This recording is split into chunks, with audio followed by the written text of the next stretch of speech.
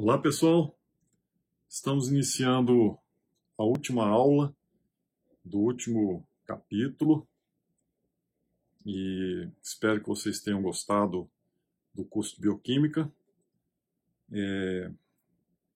Nós vimos uma bioquímica fundamental com um nível de detalhamento adequado para a graduação, mas a bioquímica pode avançar muito ainda em termos de detalhamento, de especificidade de proteínas, de vias metabólicas. Então, dá sempre para ir muito mais além, mas a gente fica num nível de bioquímica fundamental para a graduação. Agora, não sei se vocês perceberam, eu acho que sim, que tem muitas outras áreas do conhecimento humano que estão interrelacionadas com bioquímica. Nós comentamos sobre alguns, por exemplo, em algumas aulas atrás, eu falei sobre o alto custo de proteínas animais. Aí a gente viu lá a fixação de nitrogênio, depois a incorporação de amônia em biomoléculas, na forma de grupamino, né? Tudo isso aí. E agora, em fotossíntese, né? A gente pode também utilizar conhecimentos sobre fotossíntese, por exemplo, para discutir temas como o aquecimento global. A maior produção de CO2 desde a Revolução Industrial para cá, né, e com esse aumento cada vez maior de emissões de CO2, em princípio, estão provocando aos poucos aumento de temperatura, mas existe realmente isso ou não? Então, a discussão está aí, né? Tem gente que defende, tem gente que advoga que esse efeito antropogênico não é o principal.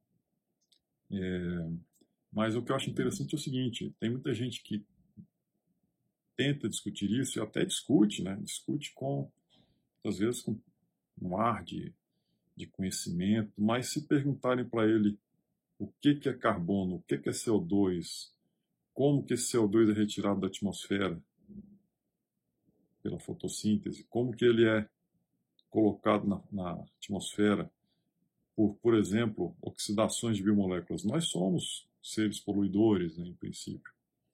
A gente libera CO2 na atmosfera o tempo todo, quando a gente oxida biomoléculas. Então, tudo isso aí vocês viram em bioquímica. E podem utilizar esses conhecimentos para entender melhor o mundo onde nós vivemos, né? Para entender melhor os seres vivos, entender melhor a nós mesmos. Tá certo? Então, espero que vocês tenham sucesso aí nas carreiras de vocês e um abraço, até mais. Vamos iniciar a nossa última aula deste semestre, vendo o que acontece agora depois que um determinado ser fotossintético já possui ATP e NADPH formados naquelas reações dependentes de luz ou reações fotodependentes, ou também reações do claro ou fase clara, embora a gente não possa dizer que existam reações do escuro. A gente já conversou sobre isso e vamos reforçar mais ainda agora durante essa continuação. Então nós temos aqui ATP e NADPH formados nessas reações fotodependentes e agora eles serão usados no processo de assimilação de CO2 a trioses fosfato, depois hexoses fosfato, seguindo para biossíntese de sacarose, que pode ser usada como um meio de transporte de energia de uma região para outra de uma planta, da folha para uma região como a raiz, ou para acúmulo em frutos. Então, a sacarose é transportada para várias regiões da planta, vários tecidos. Pode-se ter a formação de amido, como um polissacarídeo que armazena energia para processos como a germinação de uma semente, ou outro polissacarídeo estrutural, a celulose, né, que forma paredes celulares, ou também pentoses fosfatos, que são usadas na formação de intermediários metabólicos que acabam dando origem a várias moléculas, DNA, RNA, aminoácidos, lipídios, etc. Então, esse processo de fixação e assimilação de CO2 é essencial para a vida aqui na Terra. Essencial. Nós dependemos desse processo. Nós que somos seres heterotróficos, né? Então, vamos ver um pouco da história sobre a determinação dessa via aqui biosintética de assimilação de CO2 em triose de fosfato. O pesquisador mais importante nessa área foi o Melvin Calvin. Aqui. Melvin Calvin. Ele foi tão importante, esse é um dos trabalhos que ele publicou, que foi o ganhador do Prêmio Nobel de Química de 1961, por determinar esse ciclo, né, que hoje é chamado ciclo de Calvin. Ciclo de Calvin, que nós vamos ver a seguir. Nesse trabalho, Alexander Wilson, que era um aluno de doutorado do Melvin Calvin,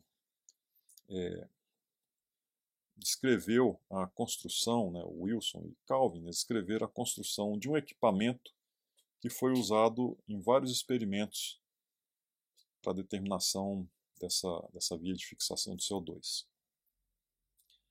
Era um equipamento muito complicado. Esse aqui é o equipamento, né, na figura 1 desse trabalho, né, que foi publicado em 1955 na Journal of American Chemical Society, e mostra várias partes, né, do equipamento e tal. O Wilson queria enviar para publicação esse desenho mais simples, né? Mas o Calvin ele teimou que teria que ser o desenho bem detalhado do equipamento. Então enviaram uma primeira versão dessa figura, né, para a revista, e aí, passados alguns dias, eles receberam de volta uma carta da revista dizendo que precisavam simplificar essa figura. E aí, quem era responsável por desenhar esses diagramas, né, era uma secretária chamada Alice Houghton. E aí a Alice Houghton ficou brava, né, porque já tinham sugerido que fizesse um desenho mais simples, mas o Calvin exigiu que fosse um desenho bem complicado. E a revista recusou aquele desenho, pediu para simplificar. E aí a Alice, quando desenhou novamente essa figura aqui, ela foi estimulada pelo Wilson, que era o aluno de doutorado do Calvin, a fazer uma brincadeira com o Calvin. E ela fez uma coisa aqui nessa figura, não sei se vocês conseguem perceber. Vocês conseguem perceber? Deem uma parada e olhem com atenção. Bom, o Calvin era um cara muito sério, né? Era um professor muito sério, não gostava de piadas, de brincadeiras, ele era um trabalhador sério, acabou ganhando o prêmio Nobel, né? E o Wilson, pelo contrário, era muito brincalhão e tudo, muito engenhoso também, ele que montou, que desenhou e montou esse equipamento, né? E fez os experimentos também, muitos experimentos. Mas aí ele estimulou a Alice a colocar na figura uma brincadeira. Se a gente der um zoom aqui nessa região, onde tem um reservatório que leva uma alga fotossintética para os experimentos, nós vamos ver que a Alice desenhou esse pescadorzinho aqui com uma vara de pescar e uma das moléculas de CO2 é um peixe. Então, ela fez esse desenho, não estava pensando em enviar desse jeito, né? O Wilson falou, não, vamos enviar desse jeito mesmo para a revista. Enviou sem o Calvin saber, e a revista também, os revisores, né, que estavam vendo o trabalho, não perceberam. E o trabalho foi publicado desse jeito. Está assim até hoje. Então foi uma brincadeira, né, que acabou seguindo em frente dentro de um trabalho publicado numa revista de um ganhador de prêmio Nobel. Muito bem. Aqui é o Calvin, na época, né, trabalhando com esse equipamento, ou pelo menos fingindo que estava trabalhando, porque geralmente quem trabalha mesmo são os alunos de doutorado, né, e mestrado. E aqui é uma réplica atual do equipamento. A gente vai ver ele aqui mais simplificado abaixo. Mas vocês estão vendo aqui esse pirulito. Esse equipamento foi apelidado de pirulito. Esse aqui parece um pirulito. Então aqui dentro eles colocavam alga do gênero chlorella, uma alga fotossintética, e injetavam CO2 marcado com carbono 14. Eles queriam ver como que esse CO2 chegava até açúcares, até carboidratos. Então, eles injetavam aqui CO2, o CO2 chegava lá até a alga, que era iluminada, né? E depois de alguns segundos, eles coletavam essa alga aqui embaixo, no metanol fervente, e a reação era parada imediatamente, a alga era destruída, né? Esse metanol aquecido, e todo o material que tinha carbono marcado, carbono 14, né, CO2 marcado com carbono 14, ficava incorporado ali, né, e a reação era parada, incorporado nas moléculas que recebiam esse CO2. E depois disso, eles pegavam esse extrato da alga, né, contendo essas moléculas marcadas, e faziam um processo chamado cromatografia em papel. Então, eles aplicavam uma gota aqui do extrato da alga,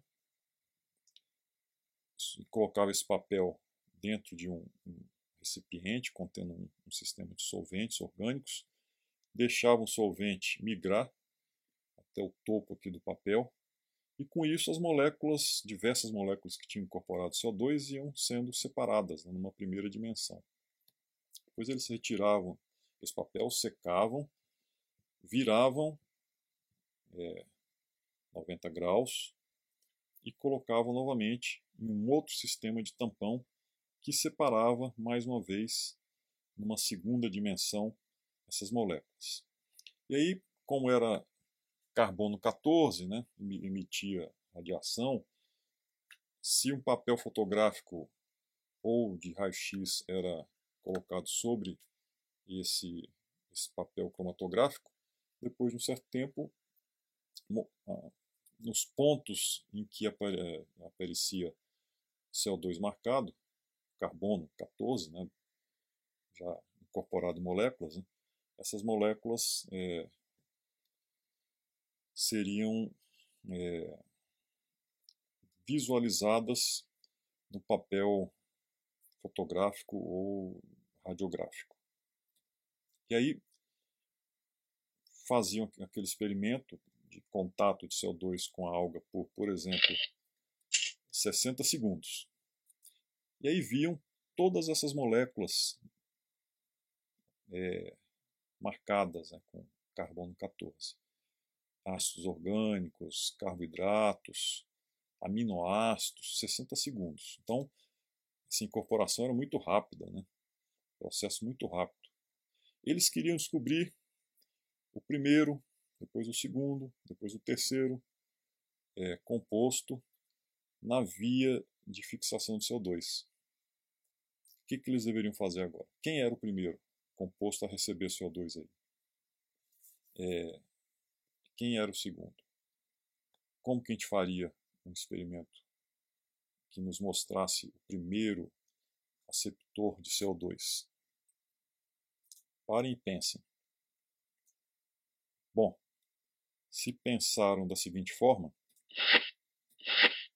em diminuir o tempo de reação, o tempo de contato CO2, por exemplo, para 5 segundos, e esse foi o tempo mínimo, que é um experimento complexo, né? Então injetar CO2 tal, e coletar o material no metanol quente. Então 5 segundos. Será que com 5 segundos uma primeira molécula apareceu ou mais moléculas? Então é um experimento de cinética, né? Sim.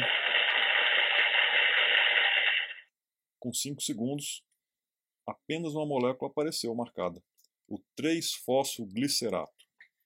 Então, assim foram fazendo, né? Depois viram a segunda, a terceira, trabalharam por muitos anos e determinaram que a fixação de CO2 se dava em um ciclo que ficou conhecido como ciclo de Calvin. Então vamos acompanhar o ciclo de Calvin. CO2 se liga a ribulose 1,5-bifosfato, que é um carboidrato.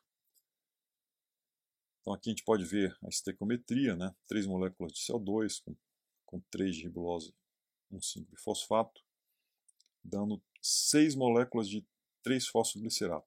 Então aqui nós temos 5 carbonos, aqui um carbono, um CO2, e aí aparece uma molécula de 3 carbonos. Então, 5 mais um carbono, formando 2 moléculas de 3-fosfoglicerato. Então, essa era a primeira reação, o estágio 1, a fixação propriamente dita do CO2. Então, uma vez que 3-fosfoglicerato estava formado,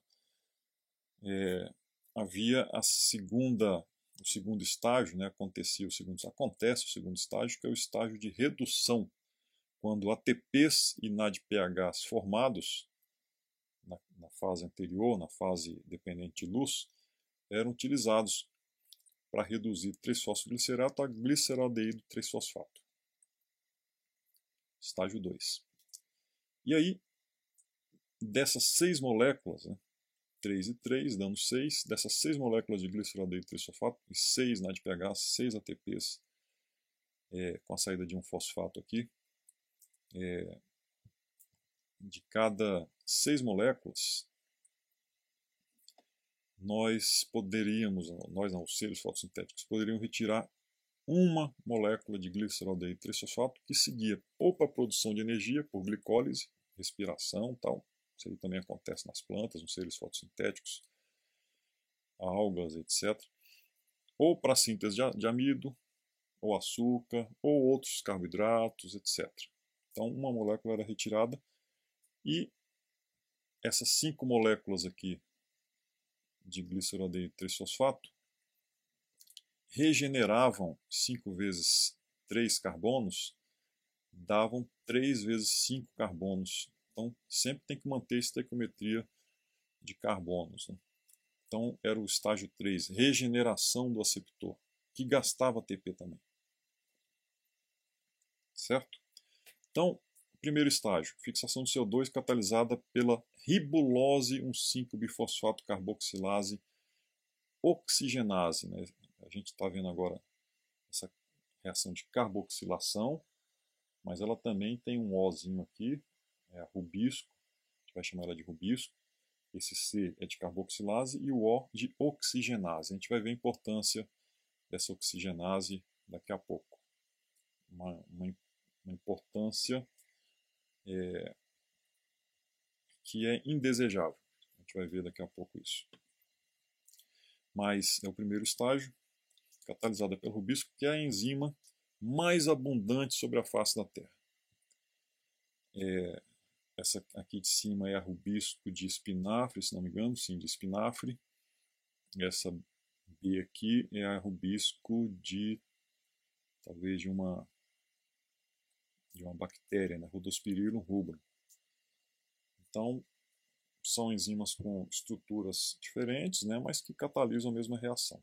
Essa de bactéria é mais simples, né, com número menor de subunidades, e a de espinafre com muitas subunidades, uma enzima multimérica que catalisa essa fixação de CO2 em 3-fosfoglicerato.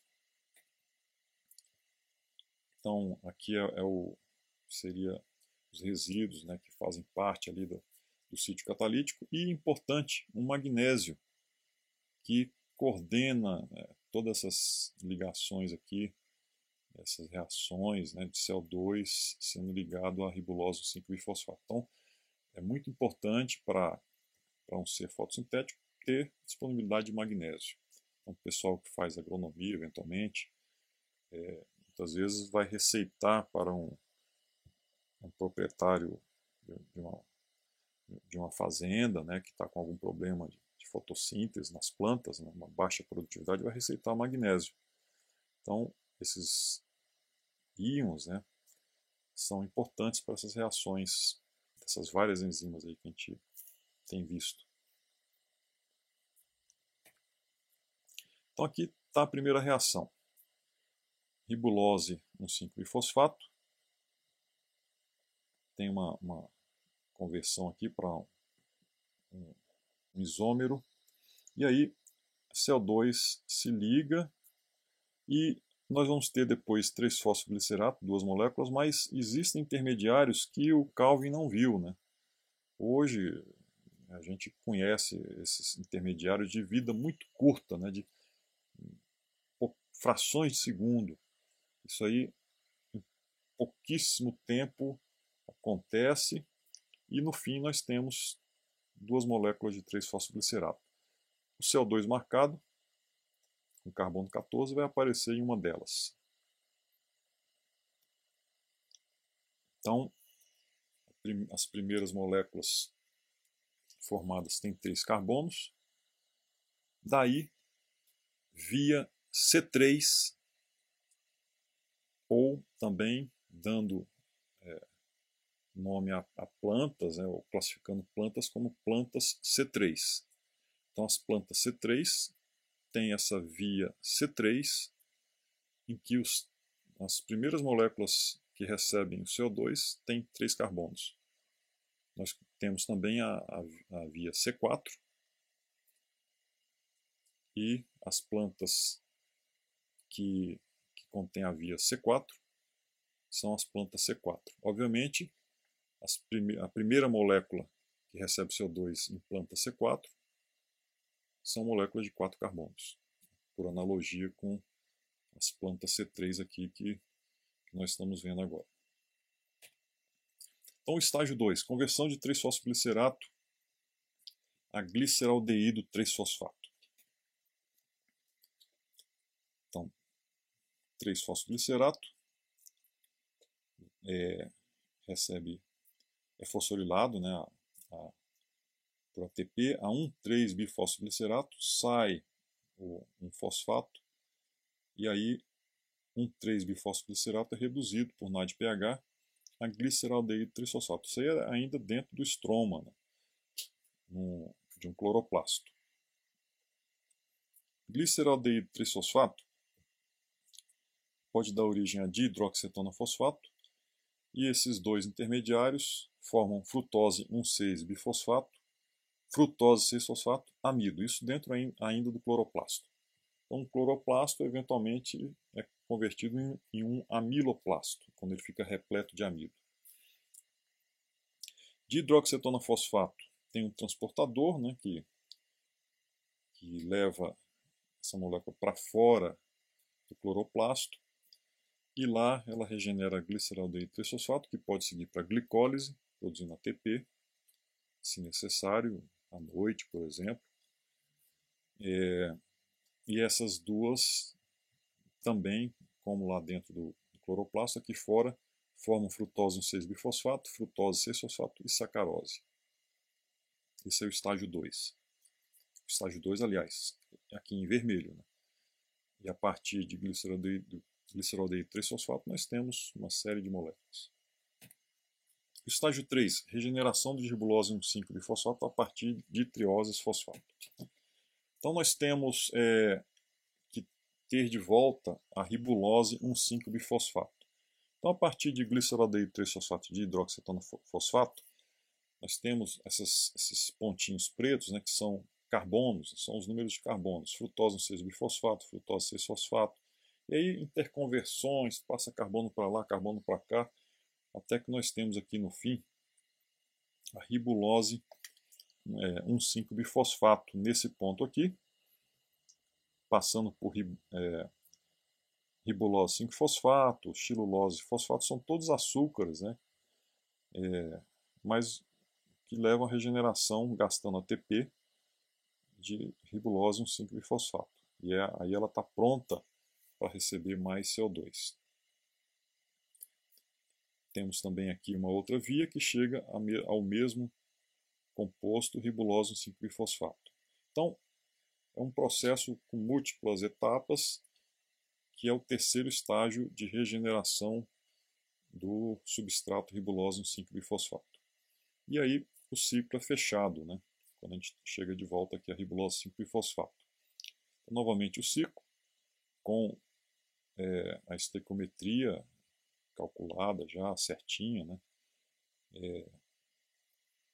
CO2 mais ribulose 1,5-bifosfato, dando duas moléculas de 3-fosfoglicerato quando ocorre a quebra, né, do intermediário. Depois a redução a gliceraldeído 3-fosfato e a regeneração de ribulose 1,5-bifosfato, com 5 carbonos aqui. E aí o ciclo se reinicia, né? Então, a cada 3 ciclos, 3 rodadas, nós podemos tirar uma molécula de gliceraldeído 3-fosfato, que tem 3 carbonos. 3 vezes 1, 1 vezes 3, sem o risco de fazer o ciclo parar.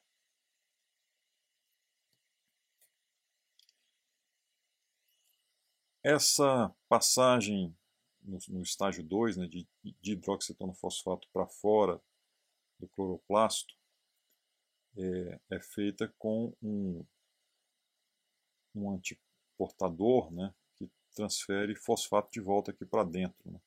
Então, apenas um detalhe, né.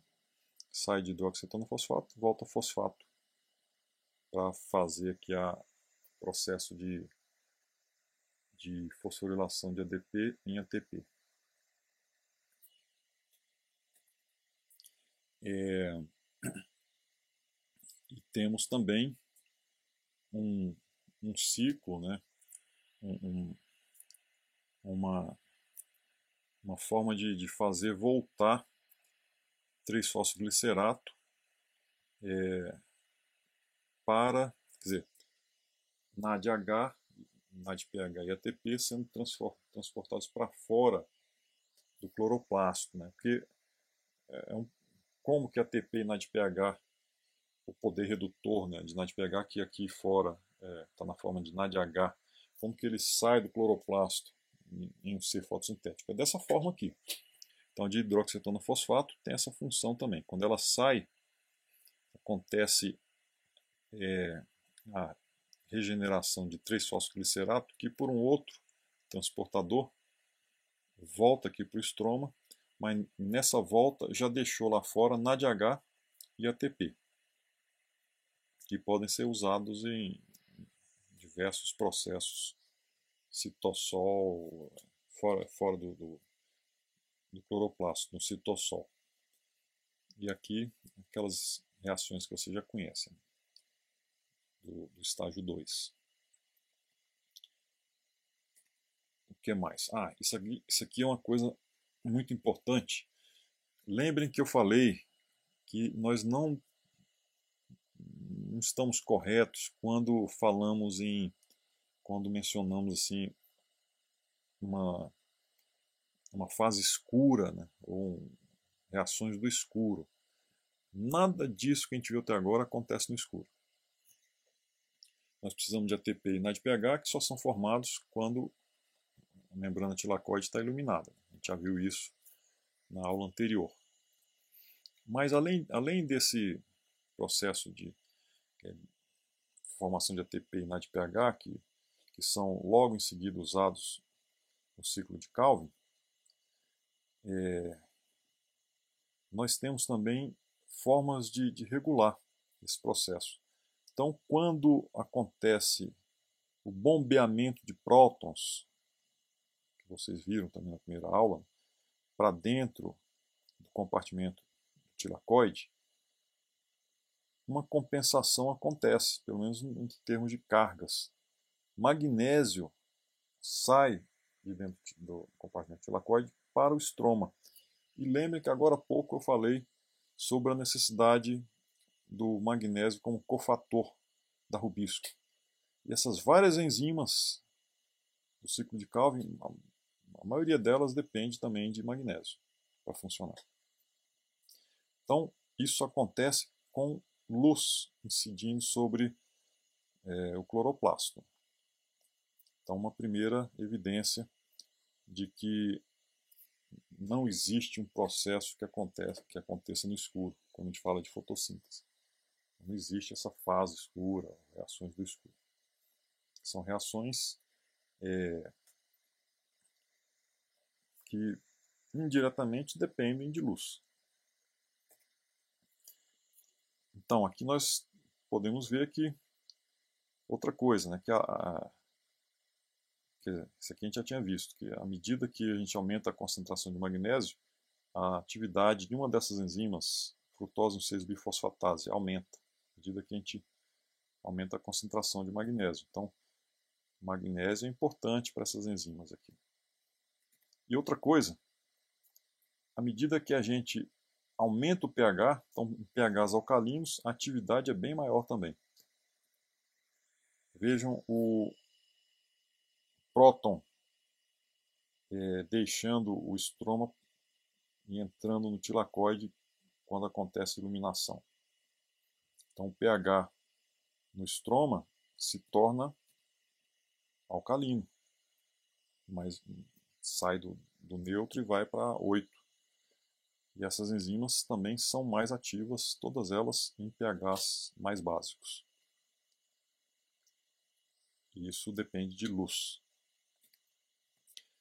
Além disso, existe esse 2-carboxiarabinitol-1-fosfato, que é chamado inibidor noturno de rubisco. Então, quando a rubisco de uma planta está no escuro, essa molécula é sintetizada, né, e inibe a rubisco. Ela fica interagindo com o sítio ativo da rubisco, inibindo a atividade da rubisco, chamado inibidor noturno. Quando aparecem os primeiros raios de sol, esse inibidor é degradado e a rubisco volta a funcionar. Então a rubisco só funciona quando ela está iluminada, por esses vários mecanismos que a gente viu. Então a luz ativa a assimilação de CO2 por vários mecanismos. Bom, vamos falar sobre a atividade de oxigenase da rubisco, o Ozinho, que significa oxigenase. Então, ribulose 1,5-bifosfato, que normalmente é carboxilada, ela pode também ser oxigenada. E aí nós teríamos apenas uma molécula de 3-fosfoglicerato quando acontece a oxigenação da ribulose 5-fosfato por rubisco. A outra molécula é o 2-fosfoglicolato. Então entra oxigênio. Essa atividade de oxigenase, ela não tinha importância quando a atmosfera terrestre era pobre em oxigênio. Mas à medida que os seres fotossintéticos foram liberando oxigênio, foram aumentando sua presença sobre a face da Terra e liberando oxigênio, essa reação passou a ser não interessante. A gente vai ver a continuação disso aí. Mas a enzima não evoluiu rapidamente. E ela até hoje continua com essa atividade de oxigenase, atrapalhando para plantas relacionadas à agricultura, né? Atrapalhando muito a produtividade. Então nós temos aqui ribulose 5-bifosfato sendo oxigenada por oxigênio, formando aquele 2-fosfoglicolato. Se a gente segue o 2-fosfoglicolato, a gente vai ver liberação de fosfato, formando glicolato. O glicolato passa do cloroplasto para o peroxissomo, forma glioxilato, novamente oxigênio agindo, né? Então parece até que a planta está respirando. Esse processo é chamado fotorrespiração. Parece que a planta está respirando e na verdade o que vai acontecer aí? Vamos ver se tem alguma coisa útil. Glioxilato recebe um grupamino de serina, forma glicina. Aí 2 moléculas de glicina na mitocôndria são utilizadas para a biossíntese de 1 molécula de serina. CO2 é liberado.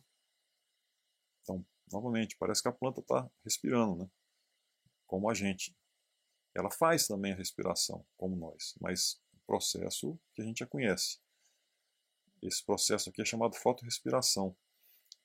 Libera aqui NADH. Opa, parece que a coisa está ficando interessante. Mas logo ali na frente, de serina, quando ela doa o grupamino, forma hidroxipiruvato, e para chegar a glicerato, consome NADH.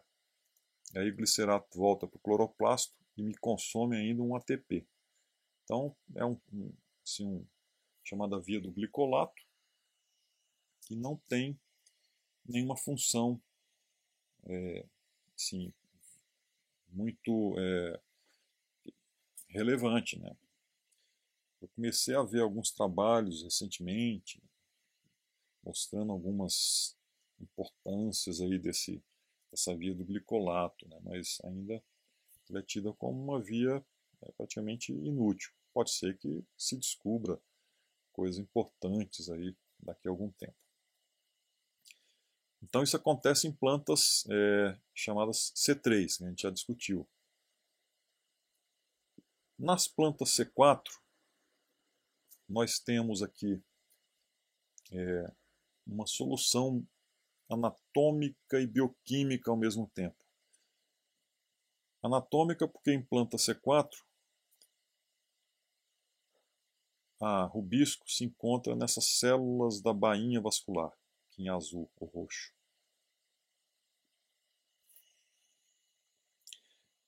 Enquanto que nas células do mesófilo nós não temos rubisco. Nós não, essas plantas não têm rubisco. Então como é que se dá a fixação do CO2? Bom, o CO2 é convertido em bicarbonato aqui na célula do mesófilo, né? Uma célula do mesófilo fica sobre uma célula da bainha vascular. Então já é uma barreira física contra oxigênio, né? Mas então o CO2 é utilizado para carboxilar fosfenolpiruvato, a oxalacetato, NADPH, e a planta está produzindo NADPH em abundância, é usado para reduzir oxalacetato a malato.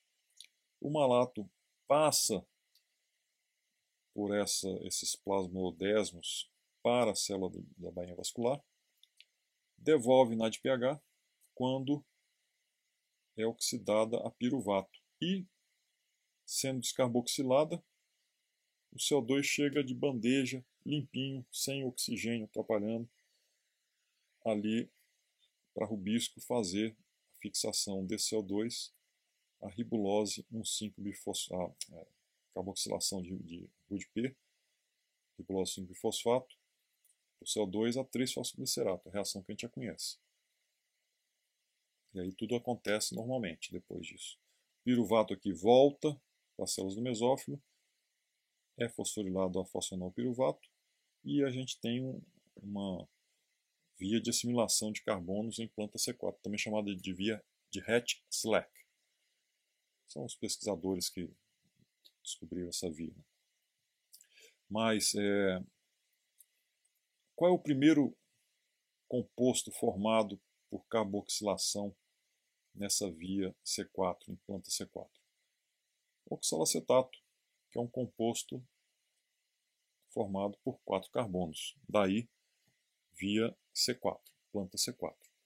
Essas plantas C4 são muito mais bem adaptadas nessas regiões mais tropicais, onde a atividade de oxigenase é mais problemática ainda, né? Porque ela é uma atividade que depende de uma temperatura mais elevada. Em regiões mais frias, as plantas C3 se dão muito bem, porque a atividade de oxigenase não é tão grande em baixas temperaturas. Mas aqui, em regiões tropicais e subtropicais, as plantas C3 não se dão muito bem. Mais uma planta C4. O que é uma planta C3? Todas essas culturas de clima mais frio. Trigo, por exemplo, enquanto que cana-de-açúcar é uma planta C4, que cresce muito bem aqui numa região mais quente. Então, pessoal, nós vamos ficando por aqui.